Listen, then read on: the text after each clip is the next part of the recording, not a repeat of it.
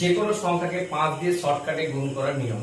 1 সেকেন্ডে তোমরা 5 দিয়ে গুণ করে যে কোনো সংখ্যার মান নির্ণয় করতে পারবে। তো দেখো বন্ধুরা, কোন একটি সংখ্যা নিয়ে এলাম বন্ধুরা 34 × 5। তাহলে এখানে কি হবে, এখানে যে সংখ্যাটা থাকবে তার আমরা অর্ধেক করব। তাহলে 34 এর অর্ধেক কত বলো তো 17। আমরা এখানে 17 লিখে দেবো আর পাশে একটা শূন্য লিখে দিলে বন্ধুরা গুণ করা হয়ে গেল 5 দিয়ে। এছাড়া বন্ধুরা আরেকটা সংখ্যা দেখো, যদি আমরা 48 কে 5 দিয়ে গুণ করি তাহলে কত হবে, 48 এর অর্ধেক কত বলো তো 24। আর 24 এর পাশে যদি আমরা একটা শূন্য বসিয়ে দিই তাহলে গুণ করা হয়ে গেল। এরপরে এসব বন্ধুরা একটা বিজোড় সংখ্যা দিয়ে গুণ করার চেষ্টা করি। ধরো বন্ধুরা কোনো একটা 45 একটা সংখ্যা থাকলো, তাকে 5 দিয়ে গুণ। তখন আমরা কি করবো, এই 45 এর থেকে এক বাদ দিলে কত হয় 44। আর এই 44 এর অর্ধেক মানে কত বলো তো 22। তাহলে আমরা এখানে 22 লিখবো আর এই 5টা এখানে বসিয়ে দিলে বন্ধুরা গুণ করা হয়ে গেল।